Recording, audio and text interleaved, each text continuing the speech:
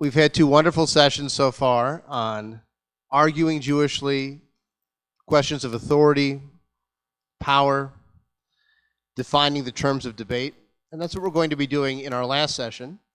Initially envisioned for 3 participants, but with our technical issues, we're down to 2. Not enough to make a new rabbi anymore. You need 3 rabbis to make a new one. Last night we heard the aphorism, Man tracht und Gott lacht, a person plans and the fates laugh, translated creatively. And that's sort of our life, you know. We live as humanists with limited power, limited knowledge, limited ability. We can improve that by working together, by creating community, by collaborating. But I think that also offers us an opportunity to create tolerance through our understanding of our limited condition. At the end of our previous session, someone talked about humility and how important that is. I find that as a humanist, I have to be a little bit humble because I have to be willing to say, I don't know. Once you say, I don't know something, even if you say, I don't know yet, which implies you might find it out, it creates a space for someone else who might believe something different. I've often thought that being a humanistic rabbi is leading people without being authoritarian. You know, it's being an authority without being authoritarian. I don't want to be the head of a community where everyone agrees with me all the time. That's a cult. It's almost like the scene in Monty Python's The Life of Brian, where Brian says to 10,000 people, you can all think for yourselves. And 10,000 people say in unison, we can all think for ourselves.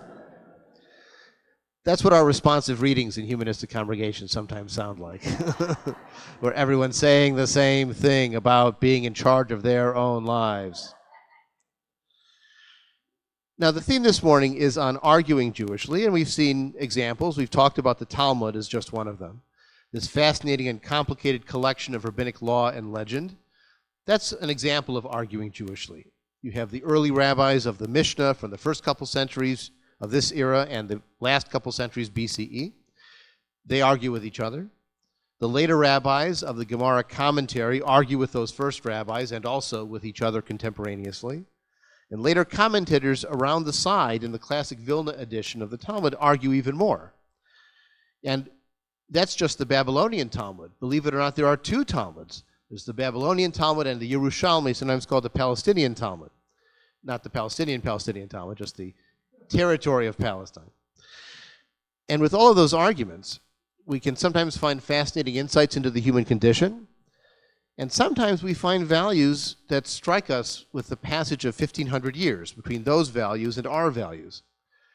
At the colloquium conference where I was ordained in 2001, Ruth Calderon, who's a scholar of Talmud and a secular Jew in Israel and runs a secular Jewish study, or used to run a secular Jewish study institute called Alma College, she told a story about getting her PhD in Talmud and how she used to love to read the Talmud with a pencil in her hand, so that if the rabbis there said something particularly obnoxious, she could let them have it on the margins by adding her comments to her page of Talmud. She was part of the conversation by talking back. You know, arguing Jewishly, we have the positives, and we've emphasized things like not respecting others, listening carefully, and we'll talk more about those. But we should also acknowledge the negatives of a history of arguing Jewishly. Sivan talked about this when she was exploring the priests, their sense of authority, and the idea of strange fire being the wrong way to do it, and not listening to others. Nadav and Avihu offer strange fire. Rabbi Jeff Falick also talked about the rivalry between different priests. It's a zero-sum game for them. One group is in charge of one group is not. Think of the story of Baruch Spinoza, who was banned from the Jewish community in 1656, and why? 1654 rather. And why? Because his ideas were beyond the norm. Go back 2,000 years or 1,500 years before Spinoza, and you have Rabbi Elisha ben Avuya, who is named in the Palestinian or the Yerushalmi Talmud. He's not named in the Babylonian Talmud. They're so mad at him, they just call him Acher, the other. He doesn't even get a name anymore because he broke the traditions. He questioned the unquestionable. You know, on Passover, where we take a little bit of drop of wine out of the cups and we say it's a kind of sympathy for the suffering of the Egyptians? Historically, that wasn't the meaning of taking the drops out of the cups. I myself just learned this last Passover season that for a long time, that was simply a way of collecting wine in memory of the plague, so that when you got to the later part of the Seder called Shfoch Hamatcha, pour out your wrath, where you would open the door, not to welcome Elijah in, but to say a particular part of the Haggadah that says, God, pour out your wrath on all the nations that hate us and make them suffer and get them and get them and get them, and then you would dump that wine out the door, saying, take those plagues and do it again. Now, was this hostility born of negative experience from the surrounding cultures? Sure. Right? Jews, after suffering, were allowed to be resentful. That's human nature. But if you talk to people who were raised in an Orthodox Jewish community and who left it, certainly those raised in ultra-Orthodox Haredi Jewish communities and who left it, this vision of a Judaism of debate and argument and open questions, and you can ask any question and there's no right answer, it doesn't matter what you believe, it's only what you do, that's a fantasy land. That's not the Judaism they've experienced in these strict communities with strict ideas and strict practices. What does orthodox mean? It means correct doctrine, implying there are plenty of incorrect doctrines. And they don't call themselves Orthodox most of the time. They just say they're doing Judaism, because that's it. There's the Judaism, what they do. That's also a style of arguing Jewishly. It's negating the other. It's accepting only what you believe to be true. So we have to see the dark side, right? We have to open the closet, see the skeletons in our tradition. That's also part of our tradition of argument. That's part of our human nature of how we relate to each other. The more we know about ourselves, the more we can act to follow what Abraham Lincoln called the better angels of our nature. Now, this session with Denise and I is supposed to be about the power of words. The very first myth we read about in Jewish culture, we learn the power of words to define the world. God says, Vayehi or, let there be light, and there was light. Reality changed after words. What in English we call the 10 Commandments are in Hebrew the Aseret HaDibrot, the 10 statements. Even the generic Hebrew word for a thing, davar, also means a word. Rabbinic literature is full of alternate readings, looking at the same text through a different lens or a different syntax, and they'll often introduce that alternate reading by saying this is davar acher, another word, another take on the story, another understanding. Those multiple understandings can coexist without demanding exclusivity. There are multiple answers preserved in one timeless conversation. Today we're going to debate the meaning of many phrases. Sometimes we agree without actually agreeing on the phrase. So political surveys have been asking lately, do you see a real threat to democracy in the next election? But they don't ask from whom. Because there are plenty of people on the right side of the aisle who see the left wing as a threat to democracy, and there are plenty of people on the left side of the aisle who see the right wing as a threat to democracy. And of course, each side is convinced that they are correct and the other people are wrong. So on that one top line question, it's like, is the state of society good or bad? Well, that doesn't give me enough information. Are you worried about threats to our freedoms? A lot of people would say they're worried about threats to their freedoms, but which freedoms? The religious freedom to discriminate or reproductive freedom? Well, maybe the answer is yes and. We talk about a rise in antisemitism. We hear about that. We've heard about that for years, but we've seen it certainly in recent months. Again, the question becomes from whom? Or maybe it's from both sides. Maybe there are multiple sources of anti-Semitism or challenges that Jews face being part of a broader community. I remember once Elon Musk, who I don't cite very often, but Elon Musk sent out a tweet saying, when you're getting criticized from both the left and the right, you're doing something correct. And someone responded to him, tell me you're not Jewish without saying you're not Jewish. That is, if we're being criticized from both the right and the left, that's a very uncomfortable place to be. What is meant by from the river to the sea? Is that a call for democratic freedom in one utopian state of all of its citizens? Well, some people mean it that way.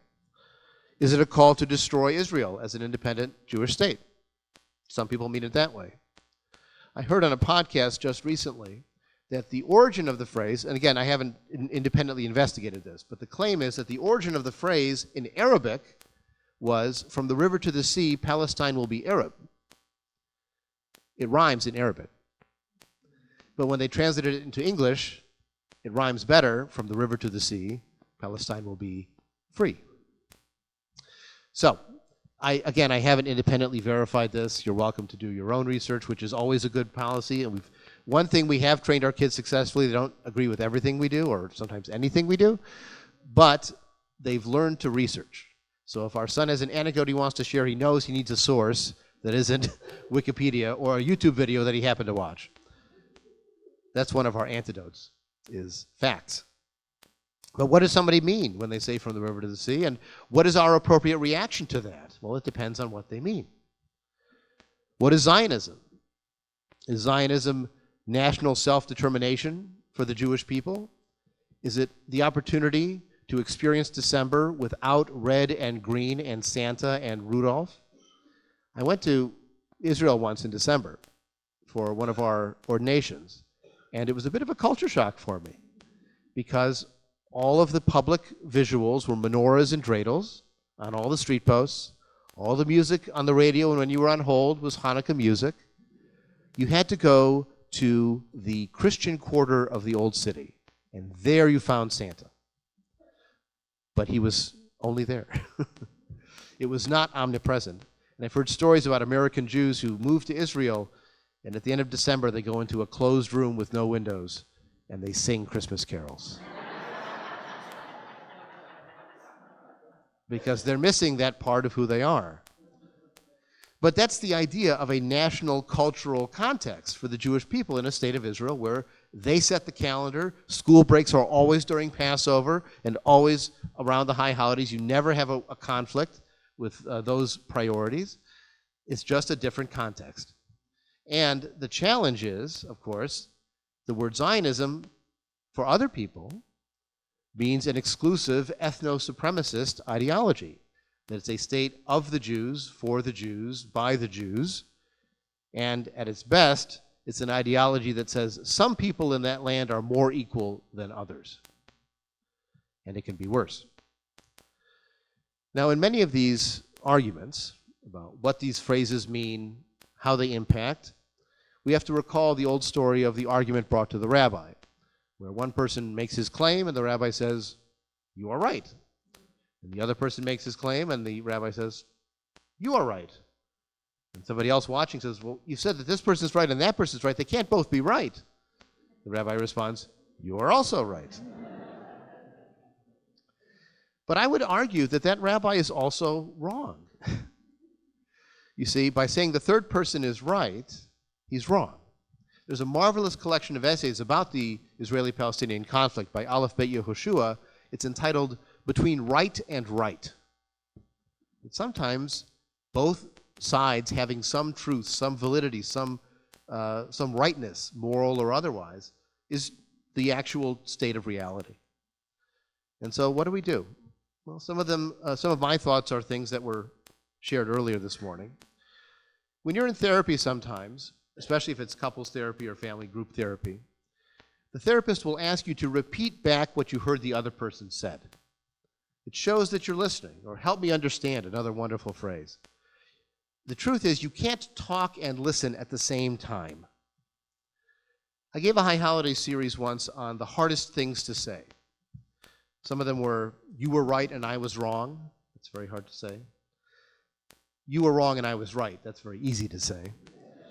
For some people, saying "help me" is very difficult. "I don't know" can be difficult.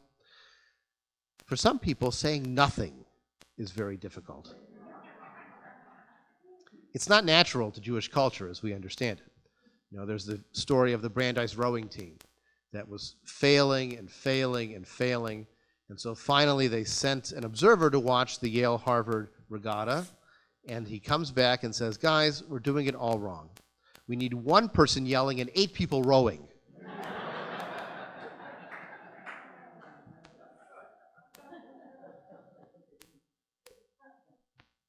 When we think about the power of words, we also have to remember the sound of silence, to quote modern Jewish sages Simon and Garfunkel. If we listen to what other people are really saying, their concerns, their hopes, their dreams, what they mean by what they're saying, well, not just what we project upon them, then we have a better chance of understanding them. And then, if we model and prove that we are listening to them, then maybe they'll listen to us. Now, there are no guarantees, but I can guarantee that yelling louder won't make our words clearer or our meaning more convincing. And sometimes ideas can even change what is written in stone. Rabbinic commentary, that idea of davar acher, transformed the punishment of an eye for an eye, a tooth for a tooth, into monetary compensation. They eliminated the physical side of it in their interpretation of that law.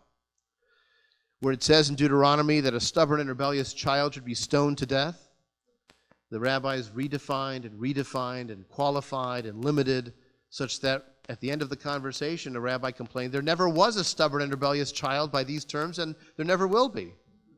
And maybe that was the point. Remember those Aseret HaDibrot, those 10 words, the 10 commandments? They're described in the Torah as charut, carved into the rock.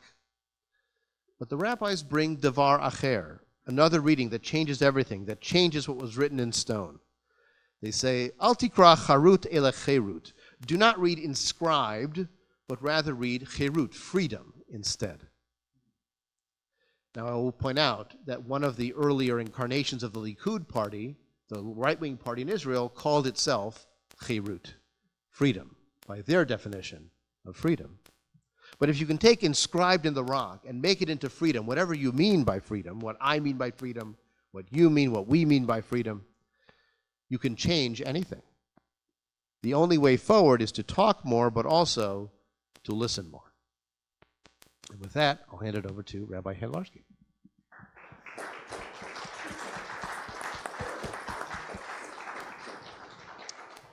I'm scared people are going to think I'm one of those people who doesn't know how to say nothing. I was asked to be on 2 panels, but we have many wonderful rabbinic colleagues, and I'm so sad we don't get to hear from Sivan at this time. And also, just comparing myself to other rabbis in our movement, many of whom have master's and doctoral degrees in subjects like Jewish studies, Near Eastern studies, biblical studies. My PhD is in English Lit, and particularly a lot of literary theory and post-colonial theory, which I feel like informs me differently than maybe some others. So we're going to go on a journey of literary theory together when we talk about words and what they do. I want to say that I understand that literary theory is one of those things people hear that some folks study at university, and they think that sounds like a giant waste of time. And they ask questions like, what even are universities teaching these days? So maybe by the end of this, you'll have a sense. I'm going to talk about particularly the Jewish sage Jacques Derrida, the founder of a theory called deconstructionism, or sometimes called post-structuralism. Okay. To understand Derrida, one needs to understand the theory of semiotics, systems of signs. So every word we have stands for something, which seems simple enough. There is no natural correlation between the letters T, R, E, E, and that thing that exists in nature that has bark and leaves. It could be any other assortment of letters. We just decided that T-R-E-E, tree, means this thing we think of. So do me a favor, just like Jody asked you to do before, hold a picture of a tree in your mind's eye for a moment, any tree. Okay, so when I say picture a tree, there's a problem because you're gonna picture different kinds of trees. So I have to get more specific if I want you to think of the tree I'm thinking of. So I might say words like birch or pine. But here, there are still going to be differences in size and shape and color, season, etc. The point is, there's always a gap between a word and its symbol, or the thing it symbolizes. And Derrida gets very interested in this gap. He calls it the transcendental signified. There's always a slippage or a gap between the sign and what it signifies. Are you with me so far? You can ask questions anytime. Okay. Before I go further, if you're already confused, I want to tell you that when I was studying for my PhD comprehensive exams with my very good friend, I asked if she had any notes on Derrida's book of grammatology. This was on both of our 100 book lists that we had to know very well for these exams.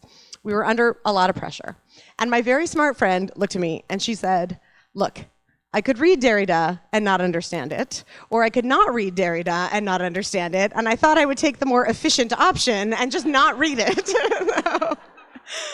Okay, I'm telling you this because even the smartest lit scholars struggle with this stuff, so if any of it feels confusing, I want you to know that being confused is part of the meaning, so that you're doing it right. Okay, so Derrida delights in these slippages, times when words or texts undo, or especially when they subvert their own meanings. So I'm going to give you a visual now. I have a wedding ring. If you have a wedding ring, look at your own. Doesn't matter if you have one, you can look at mine. A wedding ring. You can see it as a symbol of commitment. And when many of us who officiate weddings, we may speak about what this ring symbolizes, right? It has no beginning, it has no ending, so it's about continuity, etc. You can look at a ring that way. Or you can look at the empty space in the middle of the ring, enclosed by the ring. And you could see it as a sort of lack. Art people might understand this as a kind of negative space that we're going to look at in language. So you could look at the ring as a symbol that is positive or a symbol that is more empty, an enclosure, and there's no way out. I want to just give a disclaimer that I'm not talking about my own marriage when I'm talking about this ring.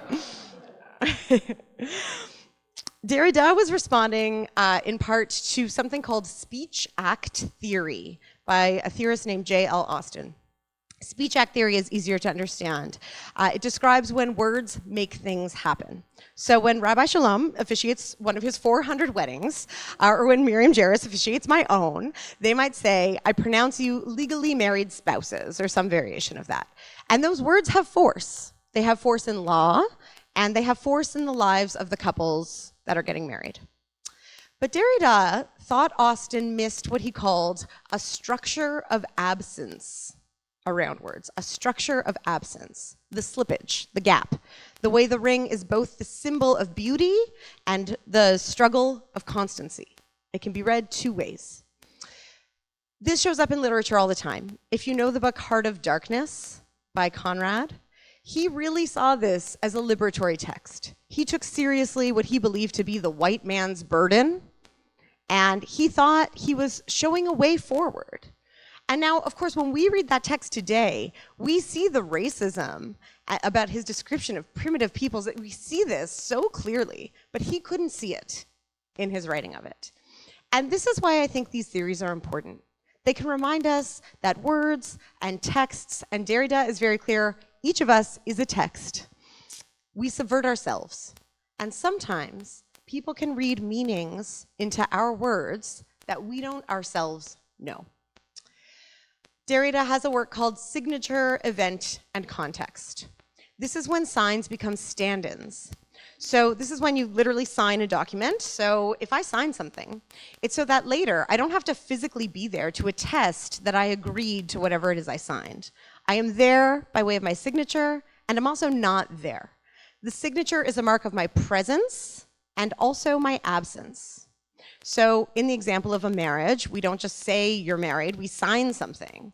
And we attest that our signature symbolizes that attestation even when we're not there.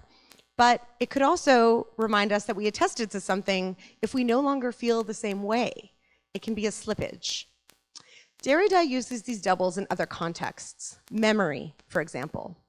When you write a grocery list, you note things down, not to remember them, but to forget them. So you don't have to keep everything in your brains. And he argues, when we write out our history, I promise I have a point, right? Coming to history.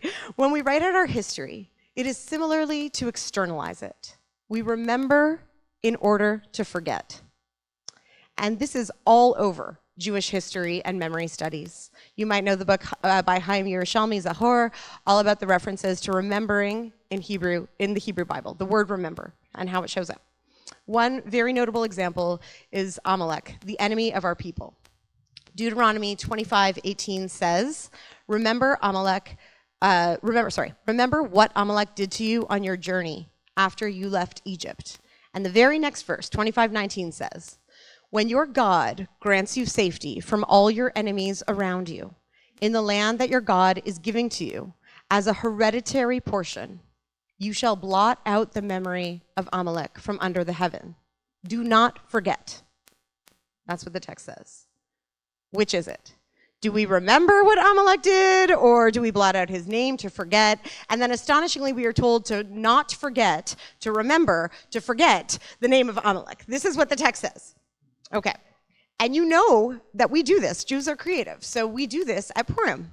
We say the name of the bad guy, Haman, and at the same time that we say it, we blot it out with noise. We attempt to remember and forget all at once.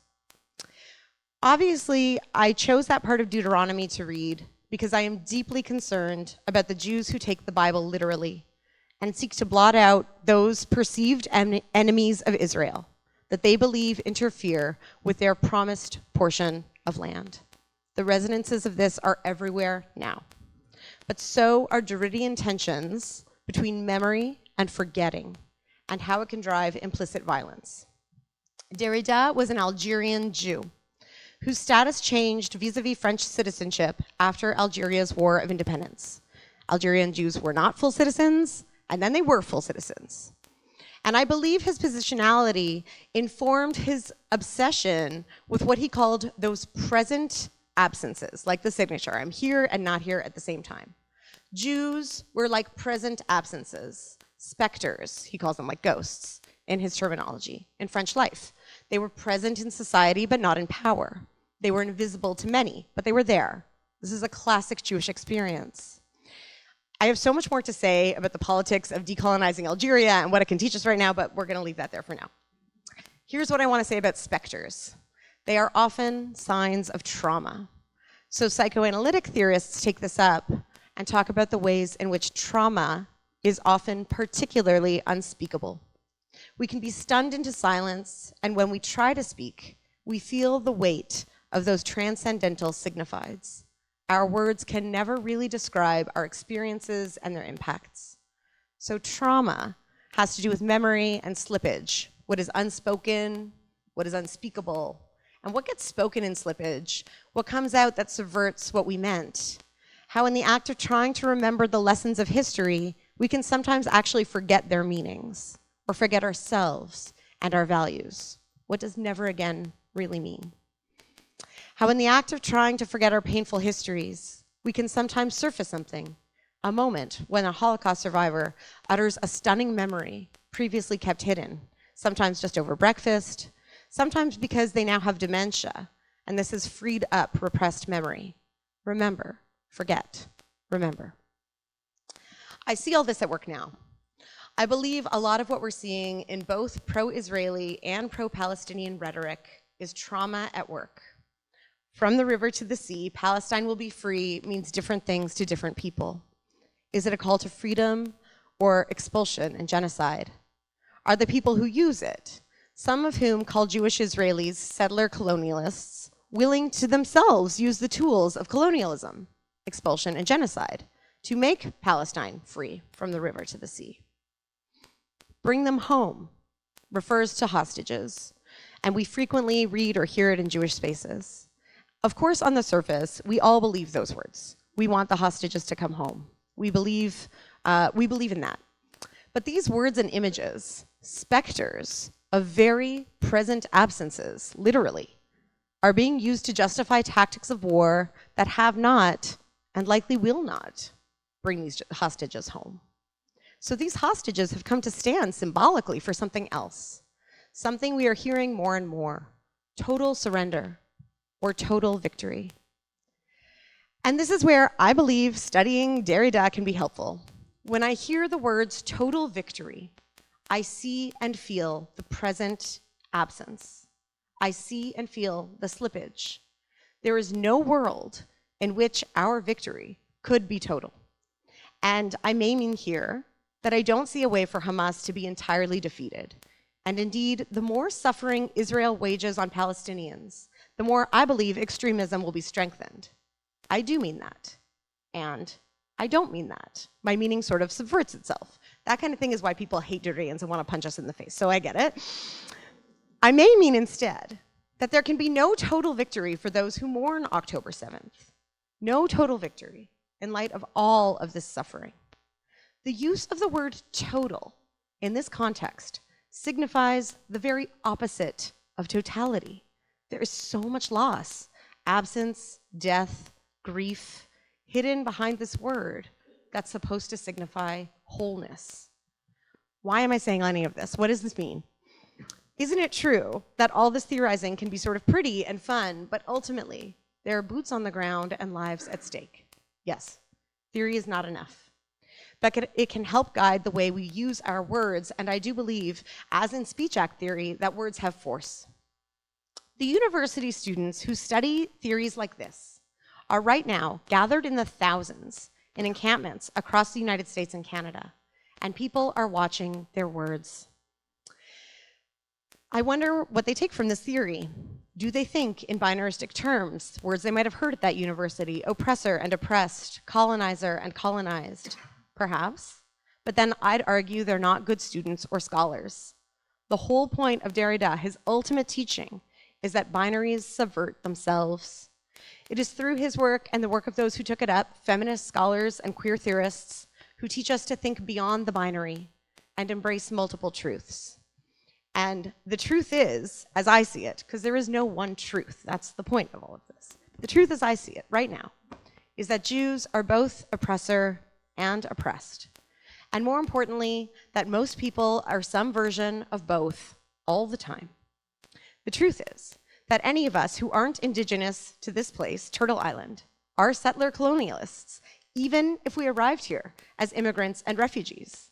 And the truth is also that it is absurd to be in favor of immigrant and refugee rights and think of those who arrived in their ancestral homeland as immigrants and refugees, that those people should be forced to leave generations later. The truth is also that Palestinians did experience the arrival of these settlers and immigrants as an expulsion and colonization. Both of these things are true. The truth is that it's a kind of insanity for pro-Palestinian protesters who pay upwards of $40,000 a year in tuition to see themselves as Gazans and ask their universities to provide aid to their encampments. The truth is also that it is a kind of insanity for these universities to call in riot squads to shut down these protests, even before or until any laws are broken, as a way of silencing the kind of dissent, free speech, critical thinking, and political advocacy that those institutions are designed to foster. Both of these things are true. The truth is that it makes no sense at all for those who wish to see freedom and justice, who stake their very identities on it, to succumb and submit to anti-Semitic thinking, the dehumanization of Jews, and an upholding of brutality as resistance. The truth is also that it makes no sense at all for Jews who believe in freedom and justice to support a war that is bringing forth neither. Not for Palestinians, to be sure, but also not for our own family and community in Israel, who are currently living without freedom, justice, and security themselves. Both of these things are true. The truth is that not all anti-Zionism is anti-Semitism, and the truth is that sometimes it is. The theory that these students may be studying teaches that the words, chants, slogans contain meaning and their slippages and subversions. The Jew is the specter that haunts from the river to the sea. Palestine will be free. The Palestinian is the specter that haunts total victory. Derrida teaches us to be mindful of those present absences, to bring those voices and experiences to the fore. It is in the seeing that which is there and also not there or not immediately visible to us that a greater clarity and fullness can emerge, a different kind of totality or wholeness, a different kind of freedom, where the specters of the past can be put to rest, and we choose to use our words forcefully for shared freedom and peace.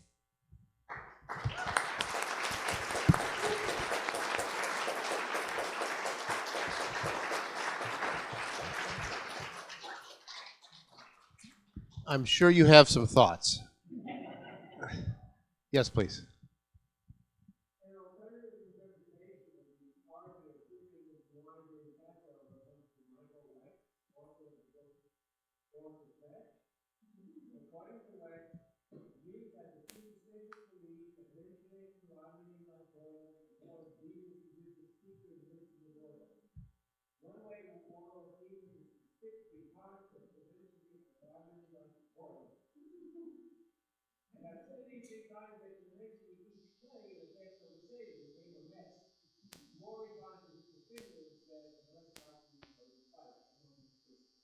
All right. So another alternate reading, a devar acher acher.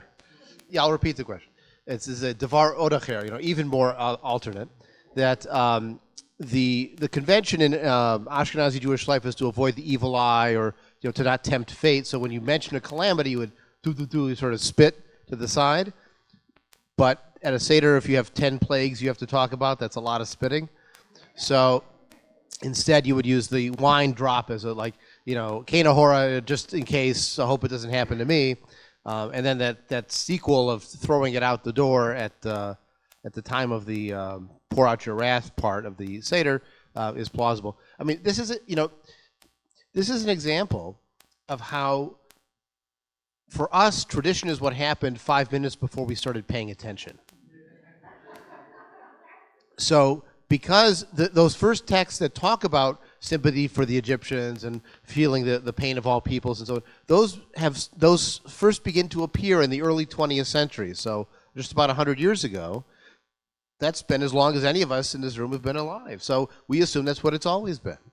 But this is the exciting part of investigating the real past, learning about the sources of who wrote the Torah and when and why. Yes, it's wonderful literature. Yes, we can study it as it is now, but it's also interesting to look back and see how it came to be. And the same thing for these traditions, or for our use of words, that backstory from the river to the sea might have an interesting impact, or it might not matter at all for what people mean when they're chanting it today. You've seen people on both sides of the political aisle deploy quotes from Martin Luther King Jr. about the content of one's character rather than the color of one's skin. That's been used on both sides for different purposes. What the author originally meant in his original context, well, I could blame the postmodern literary theorists for having undermined the value of authorial intent, but I won't do that. But he just did do that. Exactly. There's a specter haunting my comment. Yes, Beck. I will say I'm in a Jewish wedding, and we have very different standards for volume level, for vehemence, for responsive. What did I say? Jewish partnership. Let's put it that way. And so it's not only Jews to non-Jews, but that is also a factor. I remember that for whatever his ethical qualms, Woody Allen's Annie Hall demonstrates this, where you have the split screen with the two families, the WASP family and the Jewish family. You see the different family cultures and volumes and interaction and conversation. And then they talk to each other across the split screen. That's really a wonderful demonstration of the cultural values of arguing. But you're absolutely right that understanding how other people talk really is important. They found in studying traditional folk literature in some African nations, there's not really a sense of the time passage. The ancestors are present. They're not in the past. So that concept of past and present is something that's foreign to them. So we have to really understand the cultural context for who we're interacting with. And that's, again, where the value of listening comes in and appreciating where they're coming from and help me understand, what did you mean by this? Was this an attack, or was this? We've all done it on email, right? We've had the problem of tone, or what did you mean by that? It happens all the time because we don't have the verbal cues, the visual cues in a written text, how much more so in cross-cultural encounters. Do you want anything? Yeah, I'm in an intermarried home, and I can attest that some of our early family dinners, when Charlie, my partner, was there, he found scary because our way of discourse is not the way he grew up. And there's a writer named Bear Bergman. He was doing an online event a couple of years ago, and in the description he said, we're going to try not to engage in the Jewish style of collaborative overlapping, by which I mean interrupting each other. And I think, and so here we get into stereotype and what is culturally driven, but some things are sort of culturally driven, and I think this can become a conversation we haven't really had yet about defining whether we're engaging in debate. Over the last few months, you know, I have somebody in my life who shares on social media a lot of pro-Palestinian content, and I often agree, but some of it I feel has crossed into anti-Semitic tropes or stereotypes. And I wrote to her and I said, I'm not really up to debate this with you, but if you're interested in hearing my perspective, then I'll share it. And she said, I would like to hear your perspective. And then it got a bit into debate, and I said, okay, I feel like we're into debate, and that's not what we're doing here. And she said, okay, I get that. I want to hear you and I understand what you mean. So I think maybe before the step of debate is to decide if you're entering into debate, or what is the purpose of this conversation? Because sometimes it is to debate and sometimes it's to listen and hear, and those are not ultimately the same thing. And I'll just add, collaboratively following you, that the difference between conversation and debate is important, and the difference between public and private is important. So where you can have a constructive conversation in a direct message or a private conversation versus public comments on a post in social media, or speaking on a panel in front of people and being recorded versus having a conversation over wine after everything's done, those are very different contexts. And sometimes you're going to get more productive communication over a greater distance between perspectives and people in that private setting, in that quiet setting, than in the public setting where our ego and our defensiveness and our advocacy for our side and all of that comes into play. So really it's understanding and having a subtle approach to where and when and how to communicate. And I thought that the way you did it was really wonderful, because you gave them a chance to say, I don't want to talk. You offered your perspective. You said, I don't want to get into an argument here. And when it was getting too far, you said that. And they responded appropriately. And I imagine you were doing this in private communication and not in public, and that also makes a big difference. So a question in the back, and then Richard. Yeah. David's absolutely correct that the river to the sea approach has been used by the right-wing Likud party in Israel as well. In fact, they went it even further, because the old line Likud, going back to the Irgun and its pre-state examples, had a model that included the east bank of the Jordan, what today is the Kingdom of Jordan. So it wasn't just the west bank it wasn't from the river to the sea, it was past the river to the sea. That was the Palestine they wanted for their national homeland, the original, Ottoman province approach. And some of them have acquiesced to that. But David's also correct that question of sovereignty, the people on the right wing of the Israeli political spectrum have prioritized Jewish state over democratic. They've prioritized larger state over democratic. And they've prioritized Jewish control. We are the masters of the land, they'll use that phrase. And they want to demonstrate that in many ways, including in violent ways. I think the dilemma becomes, how do you prioritize your goals? Do you want a Jewish state, a democratic state, a state that responds to all of its citizens, a large state, are you willing to accept a smaller state? And those of us who rooted for the two-state solution for a long time are still very invested in that as a way to preserve more of those values, or the most of those values as possible. But we also have to realize that after how many years of trying to do that, and facts on the ground, it may be that a one-state bi-ethnic solution, a Belgium, a Switzerland, something like that, is the only plausible way to provide human rights and some kind of cultural national determination. We're back to cultural nationalism instead of cultural and political. In the end, of course, you need someone who's willing to listen. And right now, no one's willing to listen to either side, and both want a maximalist solution. And that's going to cause disaster. We learned historically that utopian thinking is dangerous, because once you have the perfect solution, the best of all possible worlds, then any means is justified in getting there. It happened in the Nazi movement. It happened in Soviet communism. The best possible world justified any kind of crime. And so we see this as well in nationalism. If your goal is the best nationalism for your people you can imagine, full sovereignty, you're going to trample on people, and that's what's happening. That comment, I don't know how much people heard, was about Johnny Clegg in the South African example. I was born in South Africa, and you don't have to clap, I didn't choose.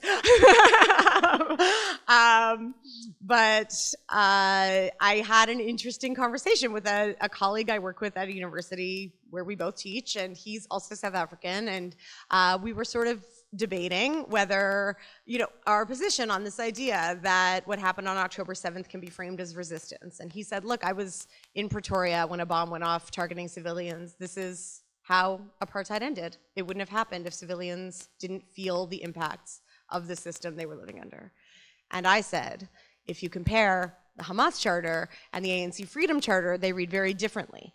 And we know South Africa has been involved with what's happening today. So I just think this is an example of how there can be multiple perspectives coming from a similar position.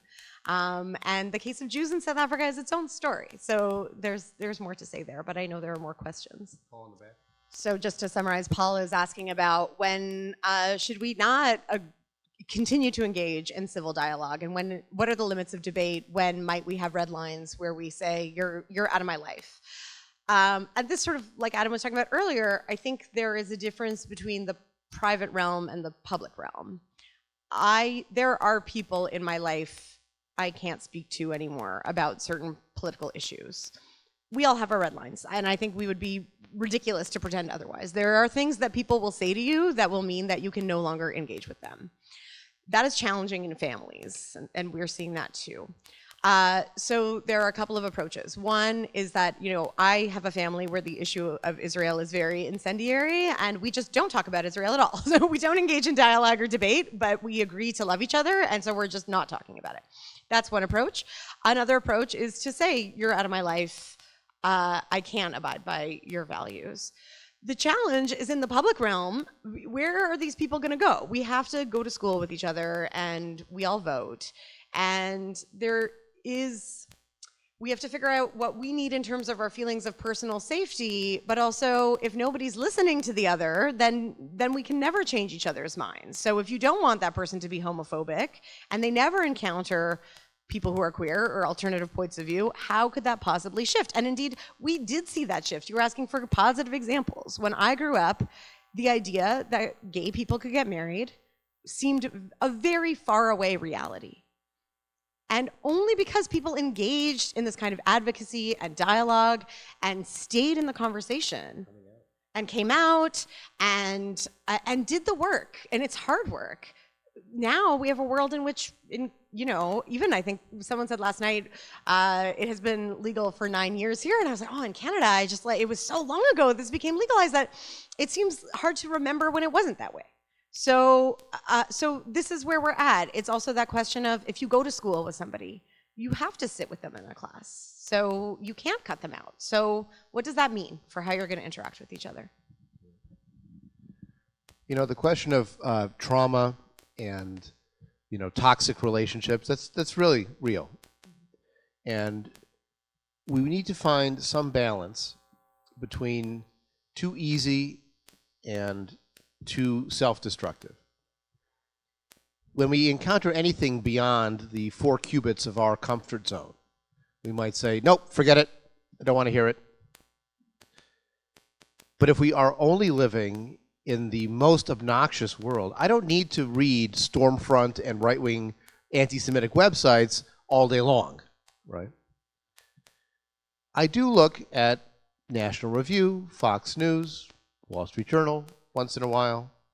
There's that chart of media sources, right, that shows you on a spectrum. It's reasonably well-researched, and there's some data behind it.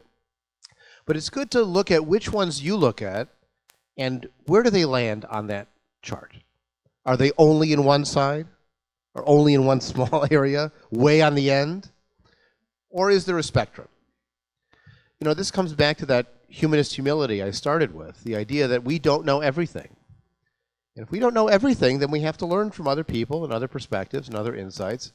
I sometimes think about that analogy of the blind people figuring out an elephant, you know, where one thinks that it's like a fan because they're touching the ear, and one person thinks it's like a rope because they're touching the tail, and one thinks it's like a garden hose because they're touching the trunk, and one thinks it's a tree because they're touching the leg, and they can't connect the dots. But if they talk to each other, if they hear what the other person's experiencing, and you had 1,000 blind people and a very patient elephant, you could get a picture of the world. So I need to read other sources beyond my comfort zone to get a better understanding of the world. It's another perspective on the world. But there's a limit. You know, I'm not going to share everything I read that I find interesting, and I'm not going to put myself in positions where I'm reading things that's toxic to my sense of self and my sense of community. And I'm certainly not going to support people that hurt people I care about. But I don't want to be too easy on myself and not push out. So it's going to be a bit of a yo-yo. We're going to try and fail, and sometimes you wind up reading something that really hurts. But you're also going to stretch your mind a bit. You might even, I warn you, you might change your mind once in a while. Maybe that's a future conversation of what it takes to change one's mind. We have a last comment question from Eva. I don't know any leader who hasn't felt tested over the last several months. So there's no way to do this right, and maybe that means there's no way to do it wrong. I think that, like I mentioned, holding listening sessions where we ask people to hear each other and stay in hard conversations can be one way. Different people model differently. I often will say what I think. Others don't, for all kinds of reasons. That's the nice thing about being your own boss. You can do whatever you want. So I say what I think, because I think that I come to my opinions, I hope, in an informed way, and I'm also open to having dialogue and being challenged about what I think. And I think putting that in a public space can be useful. I also think it's useful to model not knowing everything and also what our feelings are. Like I said, I've been crying in public more, which isn't always something I choose to do, but I do hear from people it's valuable. And then just recently, this is not the rabbi side of my life, but because I do teach at a university and I teach in the education department.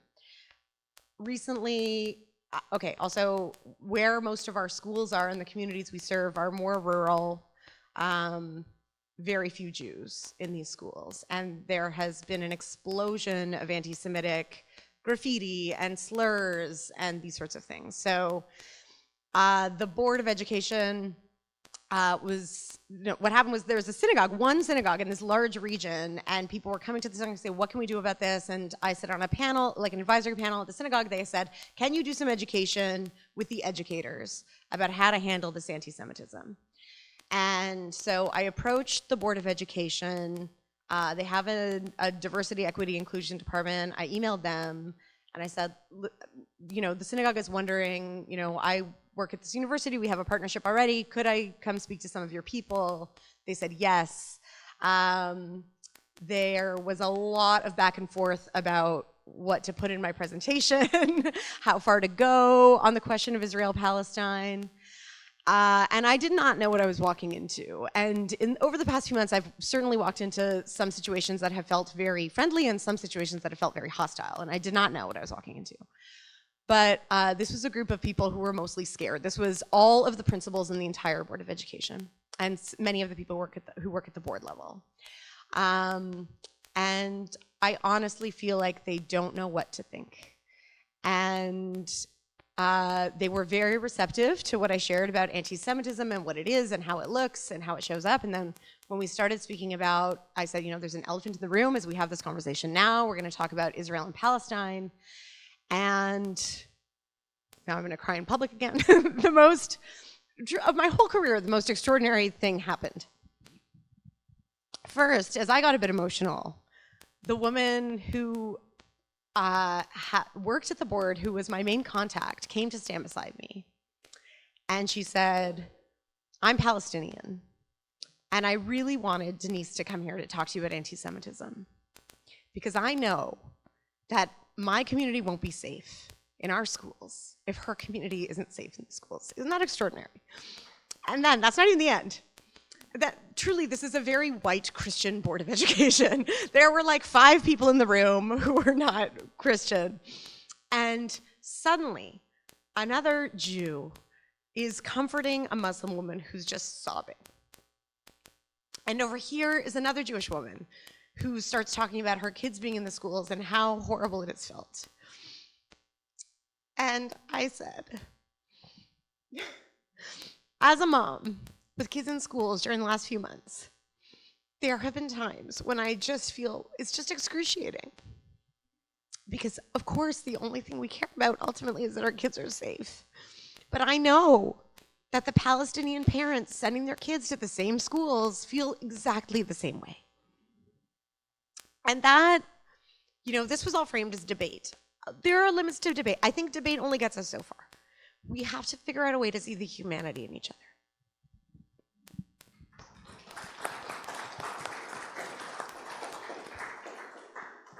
Well, I'll offer some last thoughts. I think you have to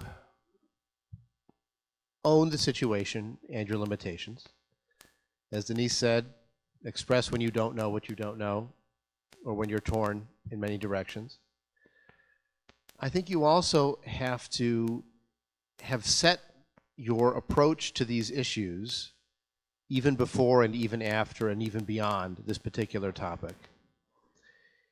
If you live by a worldview and an approach to life that affirms the dignity of all people, that accepts the limits of human knowledge, that encompasses respect for diversity of opinion, then that will apply to all kinds of issues. And that sets the tone. We had a meeting in my congregation very early in the process. This was, I think, November, after the October 7th attack and the beginning of the bombing response. And we had a variety of perspectives in the room. I was so impressed that different people could express very divergent perspectives, and then they broke bread together, had fruit and cookies after the program. They talked to each other. They continued that dialogue. And I said, this didn't happen just because of tonight.